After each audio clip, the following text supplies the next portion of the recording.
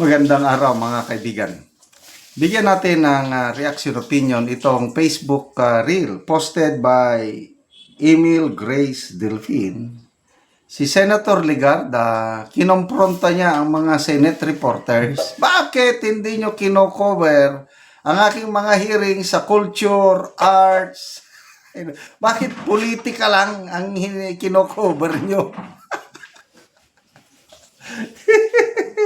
Okay, masagot natin yan mamaya. Parang sinita niya, pinagpapaliwanag niya, sinupalpal niyang mga Senate reporters. Bakit hindi kino-cover yung aking 3-hour hearing on culture and the arts? Yan. Ba't hindi ganito kaigting ang inyong interest? On the establishment of the Department of Culture. That's my passion. Yeah. Bakit? Bakit? Sige, oo. Bakit pag sa kultura o pati na rin sa climate change o pati na rin sa ekonomiya, hindi ka pag politika, that's your, bakit gano'n? So, minsan tatanong, upo tayo, ba't gano'n ang interest nyo? Puro lang politika. Ito ba yung makakapagbago ng guhit ng pinatahak ng ating bansa?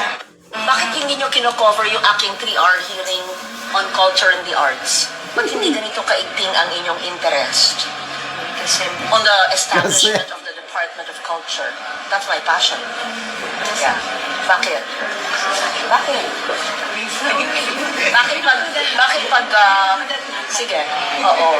Bakit pag sa kultura o pati na rin sa climate change o pati na rin sa ekonomiya, hindi ka pag politika, that's your, bakit gano'n? So, minsan tatanong, upo tayo, ba't gano'n ang interest nyo? Puro lang politika. Ito ba yung makakapagbago ng guhit ng pinatahak ng ating bansa? Palagi ko tutuluyan. Bakit hindi nyo Yeah. Wala tayong narinig na sagot ng mga reporters, ano. Kailang, may nagpaliwa kasi hindi na salita ng salita si Senator Ligarda.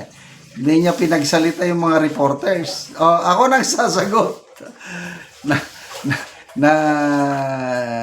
Naiintindihan ko ang mga reporters. Parang ako din, as vlogger. Parang reporter din ako.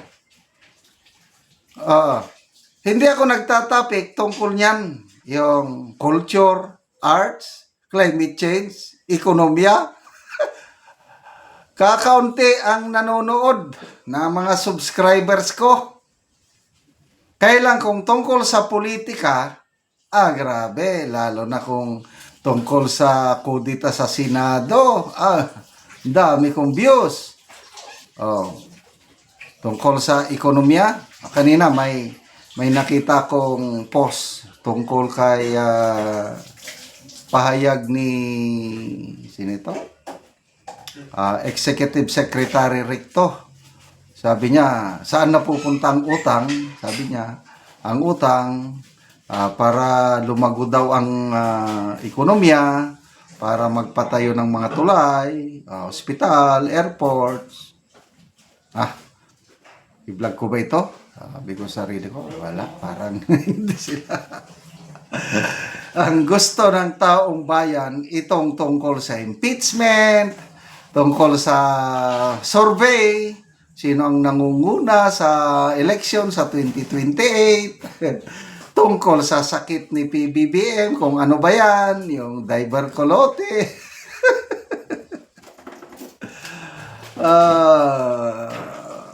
I don't know.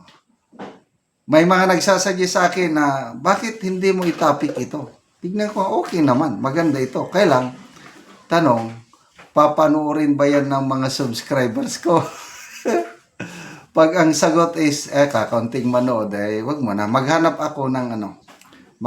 ako ng topic na gustong-gustong panoorin ng aking mga subscribers. Itong araw na ito, yung topic ko kanina na survey ng SWS na kung saan tumaas palalo ang satisfaction ratings ni BP Sara kumpara kay PBBM, bumaba. So, ano ba yan? I-summarize ko lang sa hindi nakakalam. Nung SW survey, September 2025, nag-survey sila, tapos November of 2025. Si PBBM, from positive 7% ang kanyang net satisfaction rating noong September, noong November, naging negative na.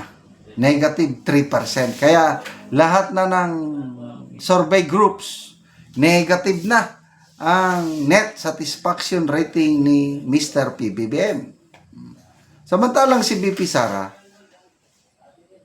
noong September is positive 25%. Pagdating ng November, nadagdagan pa. Positive 31%. Kaya ganyan ang trend kay BP Sara, patas ng patas. Kaya itong si Doris Bigornia ng ABS-CBN nagtatanong, bakit sobrang popular si BP Sara? Bakit ang taas ng rating niya is ang dami-dami ng kasong na isampak sa kanya? Ang isip ni Doris Bigornia na ang taong bayan madaling maniwala sa mga kasong isinisampa, na dahil nasasampahan siya ng maraming kaso, napakasama na itong si BP Sara. Oy, Madam Doris Bigornia, ang taong bayan ngayon hindi na otso-otso. Hindi katulad nung unang panahon na puros ABS-CBN at GMA News lang ang naririnig nilang balita. Ngayon, marami ng vloggers katulad namin na nag-a-update sa kanila sa politika. Kaya, ang hilig, itong aking channel nito, mahilig sa politika ang aking ang aking mga subscriber. Kaya, political topic ang aking palaging sinasabi sa kanya. So, tapos na ako sa politika, yan. Saka ako magsabi tungkol sa ibang bagay. Yung pagtulong natin. Kasi ang sweldo natin sa channel na ito is pantulong sa mga nangangailangan. Namimigay tayo ng libreng yero at pako sa mga Talandig tribe sa Bukidnon. Kaya salamat sa inyong panonood. Panoorin nyo ang video na ito. Karon mo na ni ang mga hero nga ipanghatag sa mga tao. So, ang uban dagan-dagan gyud ani ang mga balo nga matagaan o gero. Balo. So, daghan gyud ni sila. 20 ka pamilya. O mo na ni sila ang matagaan. Muna ni sila ang matagaan, mga tigulang na gyud. Salamat sa Ginoo.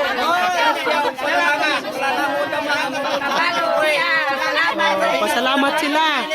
Matagaan sila gero.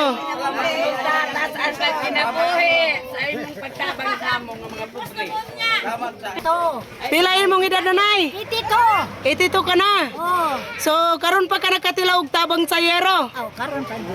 Alas kadugay na nanay sa imong pagkat Naman sa mga kandidato. Oh. Walay nakatabang yun. Wala. Dili na kandidato. Oo, ang mga kandidato walay nakatabang. So karon pa gid mo natabangan. Ako sa 67 akong edad. Oh. Ako si Iyong Rogelio Hawiran. Oo. Salamat kayo sa grasya ug panalangan niya gihatag sa amo. Wala na mo damang nga moabot sa among kinabuhi. Kami tiguang na sa akong asawa pareha na may 60 kapin.